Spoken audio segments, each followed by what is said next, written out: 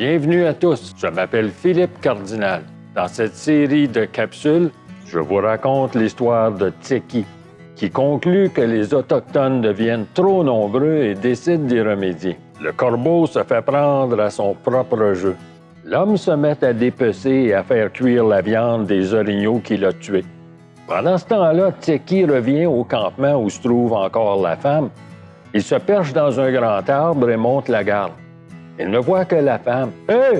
Où est ton mari? » lui demande-t-il. « Mon mari? » qu'elle répond. « Ben, il dort sous cet arbre. » Le corbeau veut savoir. « Combien longtemps va-t-il dormir encore? T'es sûr qu'il n'est pas déjà mort? » « Mais non, » qu'elle répond. « Quand il sera mort, je te le dirai. »« D'accord, » fait Tseki. « Dans ce cas-là, je vais aller voir ce qui se passe dans les camps des autres personnes. » Et il s'envole. Au loin, dans la forêt, l'homme continue de rôtir sa viande. Une fois que tout est cuit, il se fabrique un toboggan de fortune, mais très efficace, avec la peau de l'un des deux orignaux. Il y entasse toute la viande et il repart vers son tunnel, dans lequel il descend en y entraînant son chargement, toboggan et tout le Bataclan derrière lui. Et bientôt, il est de retour dans leur abri sous les branches du grand arbre. Mari et femme s'assoient côte à côte, sous une grande couverture qu'ils se sont passés par-dessus la tête. Et là, doublement cachés, ils se mettent à manger la viande avant même que le jour ne soit encore tombé. Bientôt, le corbeau revient se percher directement au-dessus de l'abri du couple. C'est là qu'il a l'intention de passer la nuit. En bas, bien caché sous la neige et les branches de leur arbre et leur grande couverture, le vieux couple se bourre encore la face à qui mieux, tout en tâchant, en essayant de ne pas faire de bruit. Mais Tseki a l'ouïe fine et il les entend quand même. « Je vous entends mastiquer quelque chose, » qu'il dit à l'homme et à la femme. « Voulez-vous bien me dire qu'est-ce que vous avez trouvé à chiquer comme ça? »« Oh, c'est un vieux rat qu'on a attrapé, » lui répond le couple. « Ouais, ben ça sonne pas bien comme un vieux rat, » réplique le corbeau, qui s'endort quand même. Pendant qu'il dort, l'homme et la femme mangent tout ce qu'ils peuvent. Au milieu de la nuit, ils ont finalement le ventre plein, bien plein. Alors ils dorment eux aussi. Au matin, ils se lèvent. L'homme sort et va s'étendre dans la neige, exactement comme s'il était mort. Il met ses mains, l'une par-dessus l'autre, sur sa poitrine. Sa femme le recouvre de branches vertes.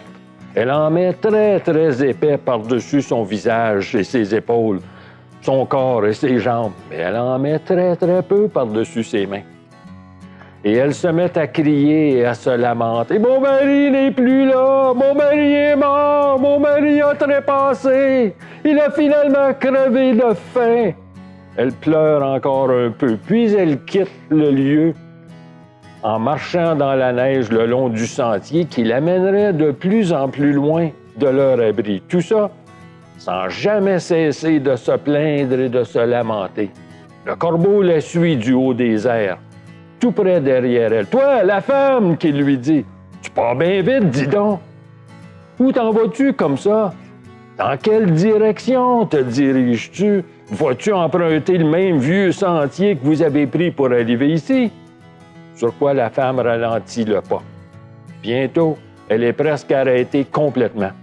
« Qu'est-ce qu'il y a? » demande le corbeau. « Tu peux plus marcher. »« C'est que je suis très faible, » lui répond-elle. « Ça devient de plus en plus difficile pour moi de marcher. » Tseki continue de suivre derrière elle. Lorsque tout à coup, il s'arrête et se demande « Mais qu'est-ce qui m'arrive? Qu'est-ce que je fais là à suivre cette femme alors qu'il y a un si beau cadavre tout frais là-bas, derrière moi? La graisse autour de ses yeux va refroidir. Elle va refroidir rapidement, elle va figer, elle sera bientôt gelée. Il faut absolument que je retourne la dévorer sans plus tarder. » Et il s'envole promptement vers la pile de branches fraîches.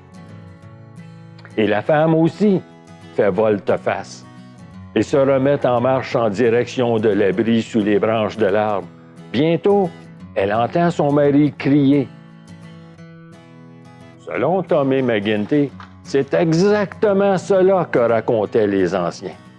La femme se met à courir et bientôt, elle est auprès de son mari qui, lui, tient déjà Tseki solidement par les deux pattes.